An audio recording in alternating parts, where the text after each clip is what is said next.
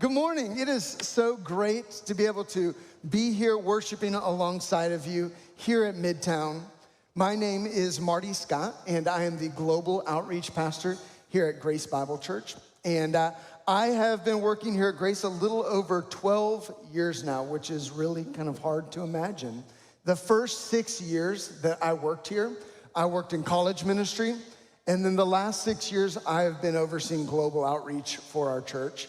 And with these two jobs over the last 12 years, one of the cool things is it has allowed me to go on some amazing trips around the world and see some really incredible ministries and work that God is doing all over the globe. Probably the most memorable trip that we've been on was in 2017 when my wife and I got to help lead a team of 30 students for 5 weeks to Greece. And what made this trip so memorable was that we also took along with us our 3 sons, who that summer would be turning 5, 3, and 1.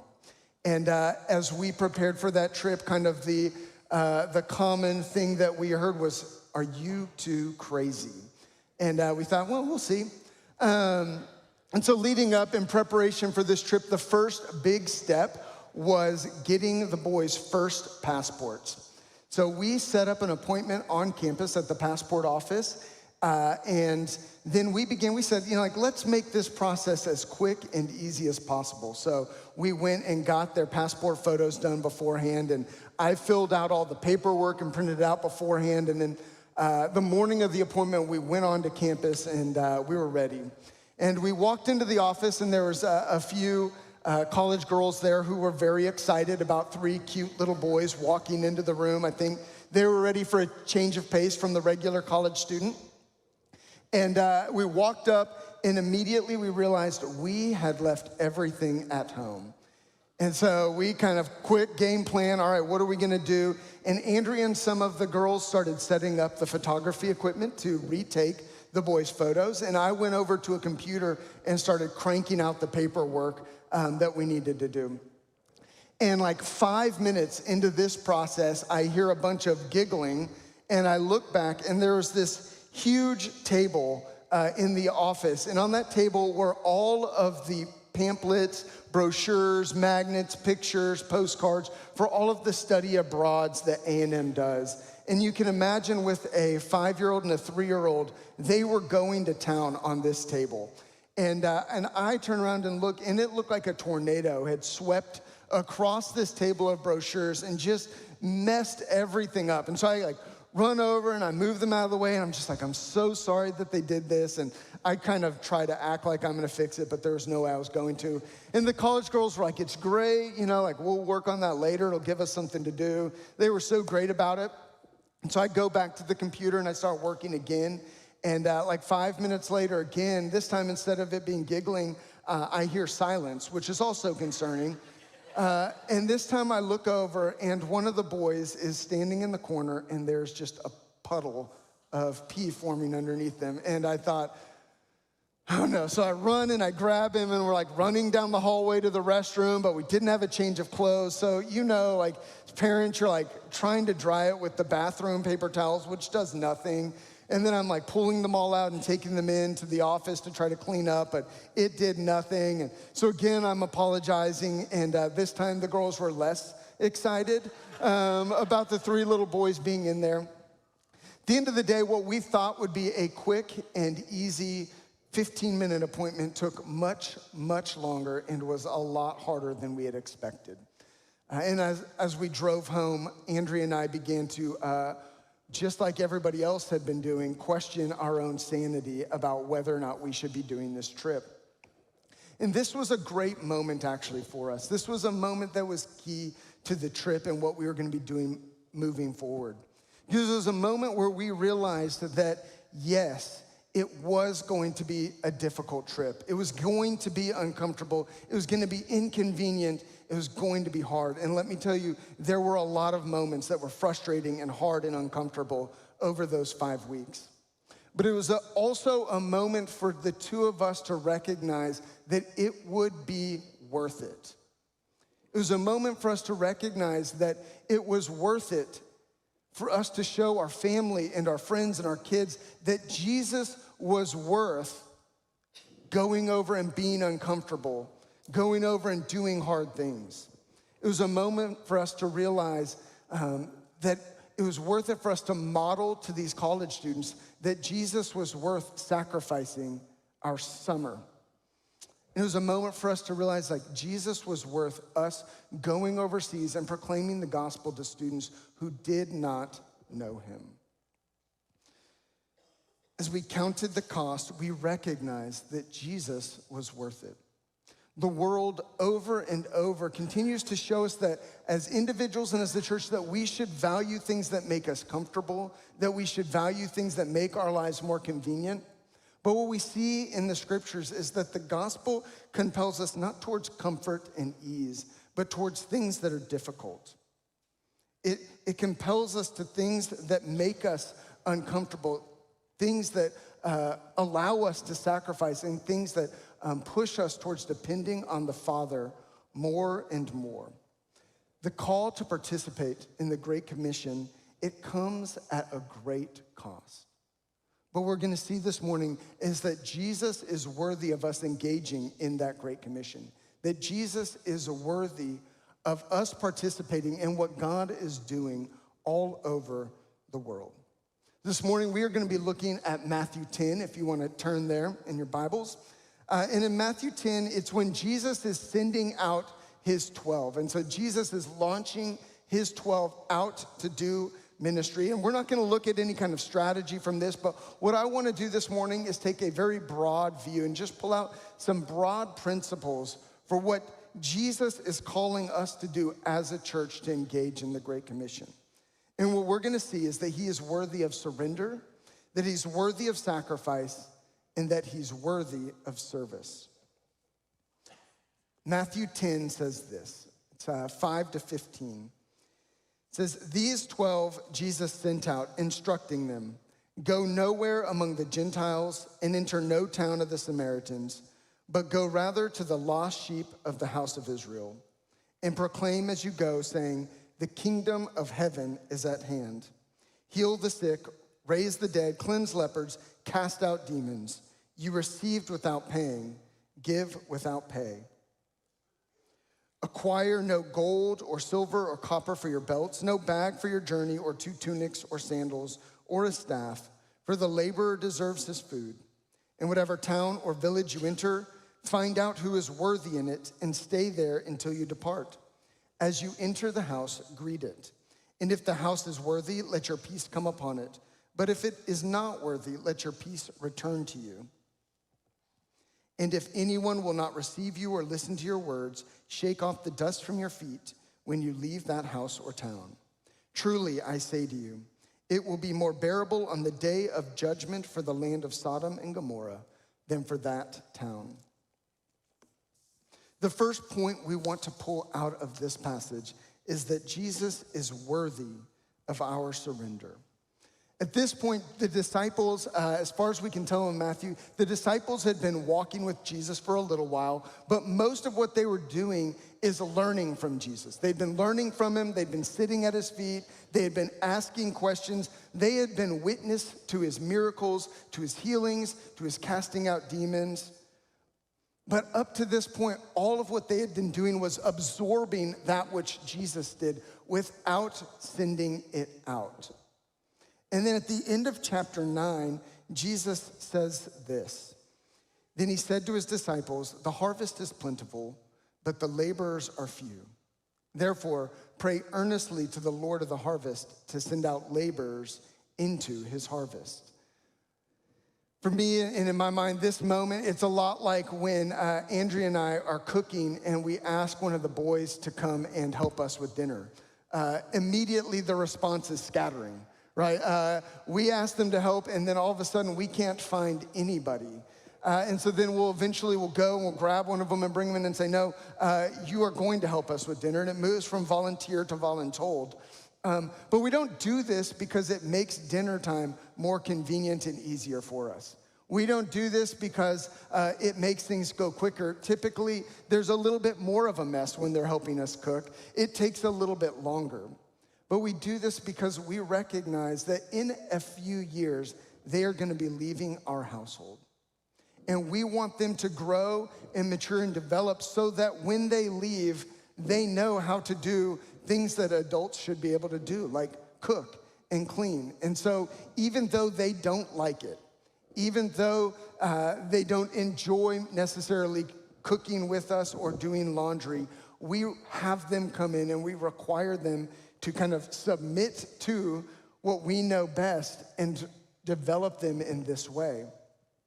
Now, when Jesus gives this moment to the disciples where he tells them the harvest is plentiful, but the laborers are few, in this moment, one of two things could be happening. One is that there might have been like a big group out there, and when Jesus says, pray earnestly to the Lord of the harvest to send out laborers into the harvest, it might be that when he says that, 12 of them raise their hand and says, yes, like that can be me. And then he kind of calls those 12 and gives them instructions to send out. It also could be that in this moment, he says that again, pray earnestly to the Lord of the harvest to send out laborers, and he gets crickets. And nobody volunteers, nobody raises their hand, and so he says, okay, you 12, you're going out, here are your instructions. But either way, whatever's going on there, what I think is that Jesus recognizes something that's incredibly important for them to recognize, that over the time that they've spent with him, they've absorbed a lot, they've been given a lot, but now it is time for them to move outwards.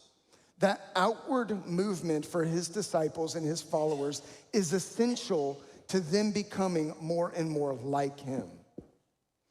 At Grace Bible Church, we talk about how we help people find and follow Jesus. And that idea of following Jesus, it's becoming more and more like Christ. It's looking more and more like him.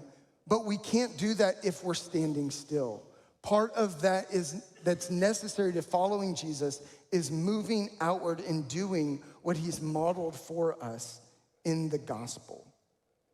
And so when the Holy Spirit moves in us to prompt us to go, to prompt us to speak, there's this moment where we're required to surrender to that Spirit, to surrender ourselves to Jesus and say, if you're showing me and asking me to go, I'll go.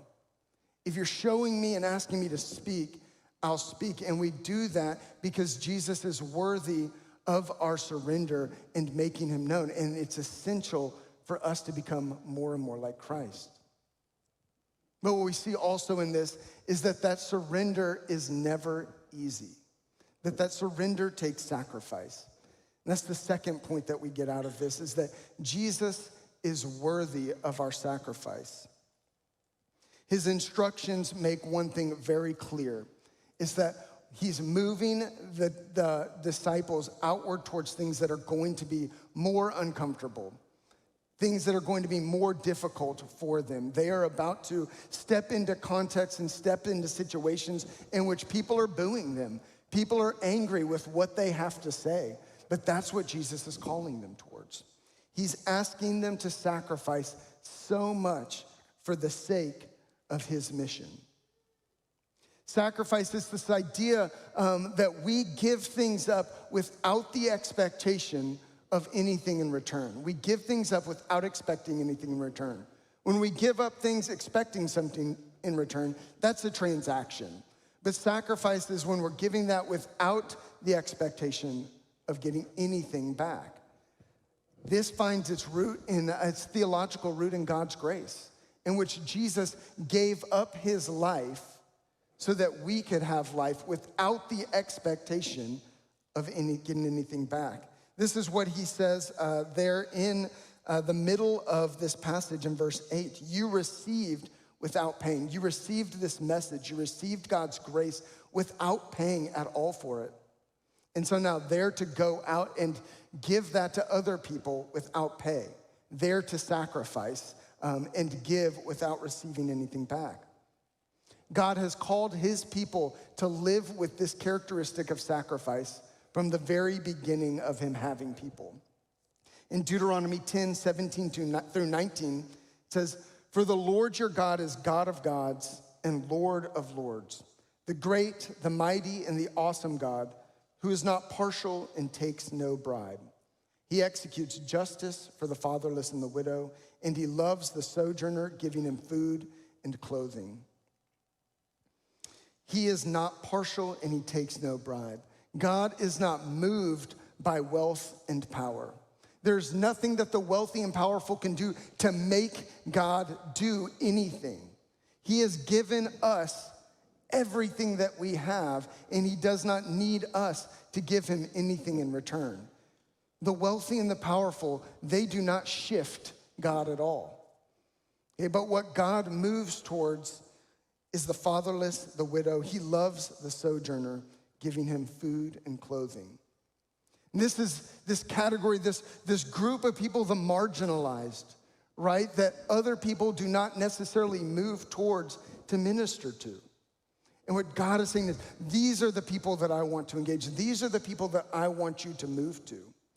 And one of the reasons I think he cares so much about his people caring about them is because they don't give anything material back, right? When you're ministering to these groups of people, you don't do it because it is going to materially be a gain for you. You do it because it's sacrificial and because God loves them.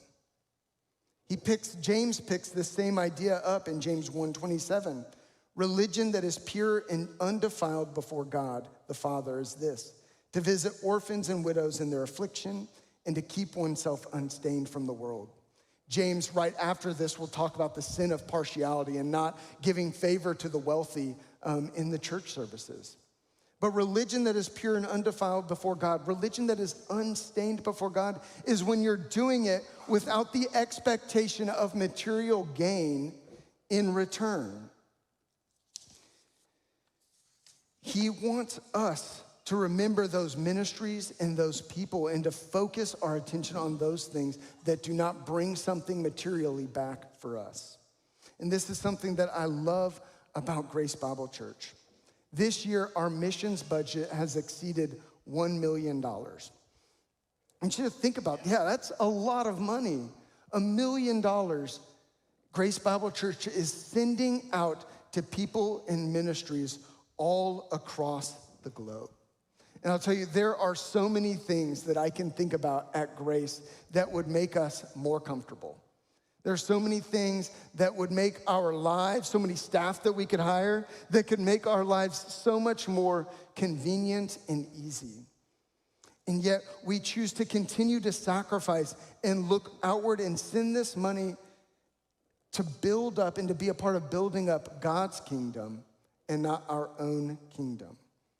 And Jesus, we believe, is worthy of this sacrifice. The third thing is this, that Jesus is worthy of our service.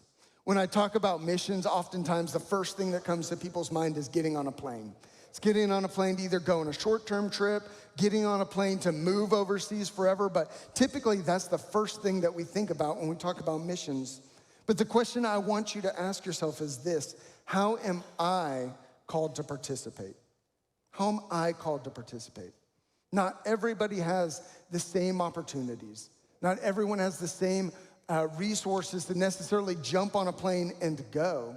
And so we want to ask ourselves, what is it that God is asking me to participate in? I think the sweet spot is when opportunity and felt need collide with our skills, our gifts, our passions, and our resources. That's really small, isn't it? So it's when opportunities and needs collide with our gifts, skills, passions, and resources. So God presents us with an open door and an opportunity, right? God presents us with this need, and our hearts are stirred for that. And when that comes together with some of the skills and the gifts that he's given us, or the resources that he's given us, or the passions that he's built up in our hearts, that's when God's saying it's time to start moving. It's time to engage and step out in faith. Let me give you a couple examples of what this could look like. Over the last month, we received an email from a team over in North Africa, and they were planning a 3-day spiritual retreat. And they were really excited about this retreat, but their partner church, in the last minute, the childcare that this one partner church was gonna provide for them, it dropped out. And so they had no one to watch and do childcare while they were on this spiritual retreat. So they emailed us, and it was like 10 days out, and said, hey, I know this is a long shot, but are there any people that could come over and do childcare for us while we do this spiritual retreat? And the Lord provided 3 college students who said, yeah, I actually think we have time and space to be able to go. And so these 3 students we bought plane tickets for them really quick, and they went over and they spent last weekend in North Africa doing childcare for this team so that they can focus and engage on what the Lord is calling them and asking them to do. This felt need and this opportunity collided with these girls' willingness and their skills, their abilities, their resources, so that they could go and be a blessing to this team for God's name and for his kingdom. Another example of this is we have a family that's serving in Southeast Asia, and they're developing a business platform to help with the work that they're doing there in Southeast Asia.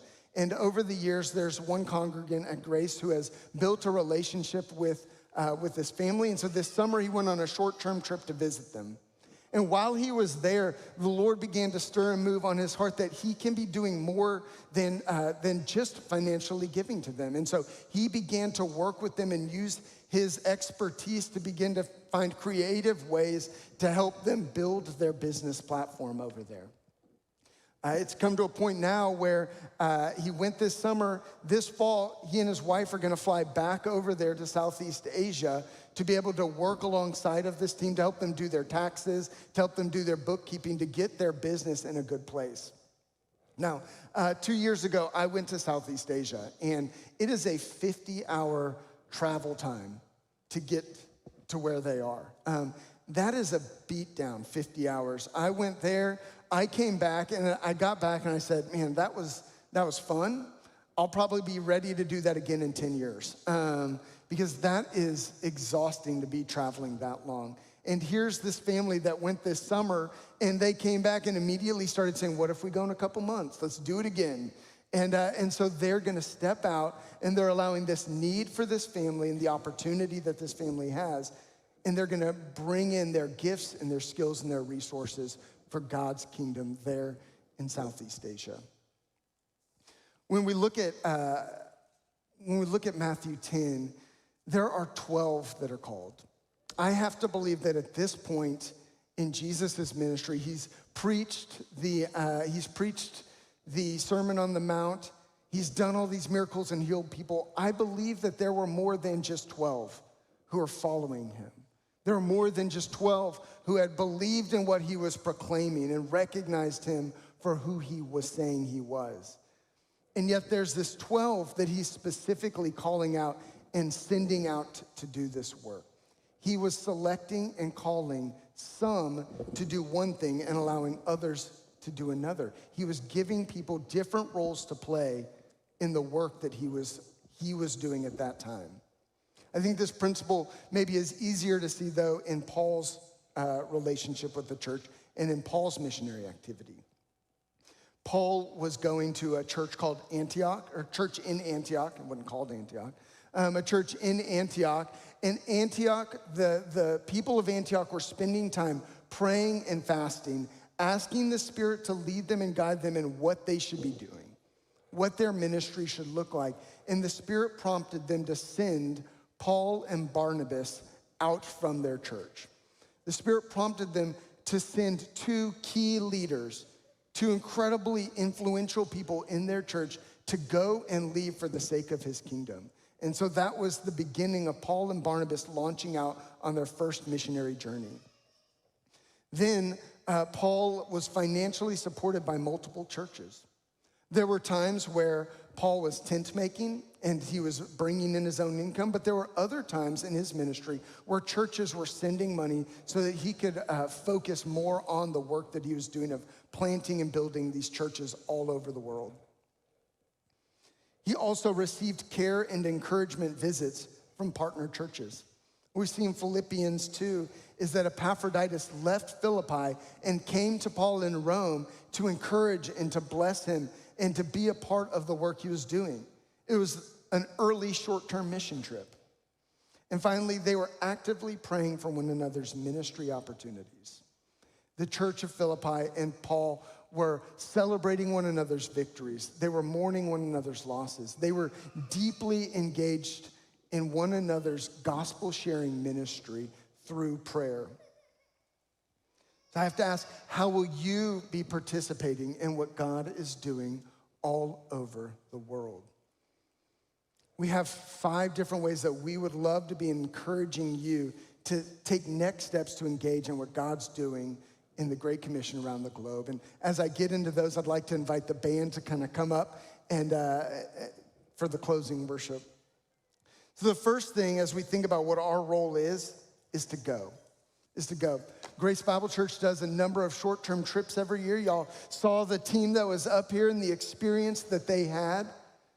So to prayerfully consider, what would it look like for me to go? Not only do we do these short-term trips, but y'all have sent out people long-term, like Hannah, okay? People who have asked the question, God, what is it that you want me to do? And as he's led them to go, they've been taking those steps of faith to say, okay, God, that's gonna be hard, but I'll take that next step of faith. I would challenge you to be praying regularly. God, should we be going, and what does that look like? The second thing is to give. We, as a church, partner with 107 units. That's about 430 people around the world. That number changes as everybody has babies. But 430 to 440 people around the world that Grace Bible Church partners with. And every single one of them raised support to be able to go and do what they're doing. And what Grace Bible Church gives is just a small fraction of what they have to raise to be able to move to these places around the world that don't know Jesus so that they can proclaim him. And so I would challenge you, are there people that you can be partnering with financially? Are there people that you can be giving to? Has God given you resources that you can use for his kingdom? That can be money, but that could also be a vehicle whenever our goers are back here in town, a house or a spare room, those sort of things. What are the resources that God has blessed you with that you can use to bless the kingdom? And so as you think about giving, I'd also challenge you, just like that one congregant partnering with the family in Southeast Asia, what more can you be doing? Don't just stop with that giving, but think through, what are other ways that I can engage in the ministry that God is doing here with the person that I'm partnered with? And oftentimes that includes prayer. So what does it look like for you to be praying for what God is doing around the world? I would ask that you build rhythms, weekly and daily rhythms for prayer. Our goers all send prayer updates, newsletters, that sort of thing. Sign up to receive those from everybody that's sent out from here at Midtown. Sign up to receive their letters. And then when you get those letters, stop and pray. Stop and pray. And one of the things that our goers always tell us when they come back into town is that when people respond to their prayer letters, that is one of the most encouraging things for them in the field. For you to stop, pray for them in that moment, and then send a response saying, hey, I'm praying for you. We're so proud of you.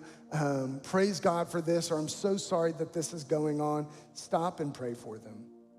They also usually have little magnets or cards, and I would encourage you, put those on your refrigerator, have a pile of them on your table, and at dinner time, meal times, pray for one of them each time, but build those rhythms of prayer for our workers. Next is welcome. We have people from all around the world, all around us here in Bryan and College Station.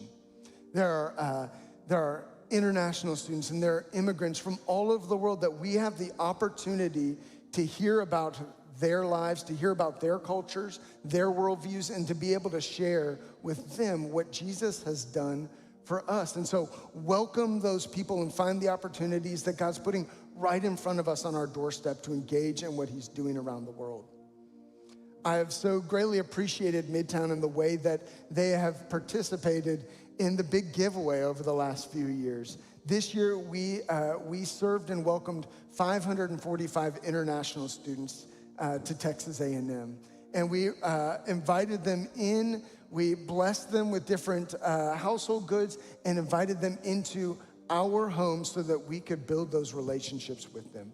So keep on welcoming those people. And lastly is mobilize. Mobilize. We often think of mobilization as a job for church staff, but really it is a job for each and every one of us. There is someone in your Sobra Mesa. There's someone sitting here around you that it could be an encouraging word from you as you see God moving and working in their hearts, where you say, hey, have you considered going? Hey, what is the next step in your own walk with Christ in following Jesus? What does that look like? And it could be an encouraging word from you that nudges people to take that next step of faith, so they can become that next Hannah, that next Connie Lee that's sent out from Midtown out into God's kingdom.